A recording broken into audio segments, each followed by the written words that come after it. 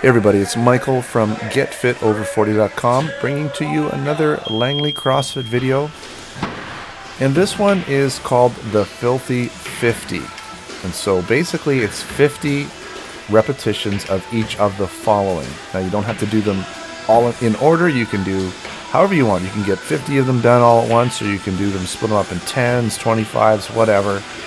So it was 50 wall balls, 50 burpees, 50 lunges, 50 box jumps, 50 24 kilogram kettlebell swings, 50 push press, and we used a 45-pound bar, and 50 hanging rows. You'll see this fellow right in the right-hand corner there. He's doing them right now. Those are the rows I'm talking about. 50 push-ups and 50 sit-ups. And again, you can do them, you can get them all and over with and do 50 in a row of each. Check it off your list. Or you could break it into sets, which is what I did. I decided to do sets of 25 first, and then I knew going to the second round I'd be a little more tired, so I did 15, and then the third round I did 10. So that added up to 50 in each, and I thought it was a pretty good strategy or game plan. You can see over there I'm doing the burpees, and those by far were the most horrible of everything, because burpees on their own, if you're just doing burpees, they get tiring pretty quick, but you could rip off 25 to 50 of them and you'll be okay. But if you do them in conjunction with all of this stuff going on, with the wall balls, with all this heavy weight, especially the kettlebells, wall balls, and the burpees, I would say were the most tiring, because you're just engaging most of your body for everything. Kettlebells are actually more tiring than you think, because you're really pushing with the hips and just really working lower body and upper body together. The burpees, again, I would say would be the hardest, and of course the wall balls, getting down in that deep squat. For me, it wasn't so bad, but for a lot of the people, they were getting a little bit tired with the wall balls. The upper body was the weak point, I think. Now, I believe my first round, when I was supposed to be doing lunges, I don't know what, I had a brain fart, and I did air squats, which is kind of the same. You're going down low. I wouldn't say one is harder than the other. Lunges, single leg, but you can split it up, so you can do, say, 25 one leg, 25 the other if you choose to. With air squats, you're just using both legs. So you see here, I think I'm going to do the air squats now. Marking stuff off my list there. I'm the guy at the back, the funky red shorts and the light blue shirt. I think I was going to do the air squats next. I can't remember. Yeah, those burpees were tiring. That's why I'm taking a little breather. And, somewhere around the 20-minute mark is pretty good for this. I got, I believe, just over 22 minutes. I am suffering with a bit of a chest cold, so not the most ideal thing for me. And I'm going to put up a screenshot right now showing you my heart rate for this workout. And I didn't take my heart rate sensor off right away because I wanted to let my heart rate kind of go down and see how it... Sometimes I'll leave it on for a little bit just to see how my heart rate goes down and where it sort of levels off at. But, your heart rate is elevated for quite a bit of a ways afterwards, and you'll see that the heart rate, that you're still burning calories during that time period. You're elevated for a while, so you're still actually burning calories. But I believe I burned, how many calories did I burn? 574 calories while I had my heart rate sensor on. So it wasn't, I had it on a little longer than the full workout, but probably a good 500 calories was this workout, and I've highlighted the area that was the actual workout. I think it was 22 minutes and 20 seconds. My average heart rate was 175 with a max of 187. So you're really getting going. This is more than just doing a treadmill or going for a jog. This is a pretty intense workout. So I'm doing some box step ups. Some people were doing step ups, some people were doing the actual box jumps. Again, my calf is I'm still in a recovery mode. It's doing really, really well. I'm actually doing calf raises and stuff with weights now, but I don't want to overdo it, and I don't want to get that really springy jump effect yet. It's just, I don't know if I'm going to be doing that for a while. Probably more of a mental head thing, but the last thing I'm going to do is rip that calf again. So I'm doing my first 25 of everything, and unfortunately my camera only records to 20 minutes, and it took a little bit for us to get this one started, so I think I'm probably probably the last 3.5 minutes are missing from my workout. But you know what? You're going to get an idea of what we're doing here. You're going to see my first 2 rounds anyways and part of my 3rd round. And as you can see in the heart rate monitor, the heart rate diagram that I showed you, the workout was about 22 minutes and 20 seconds. That's when I was active.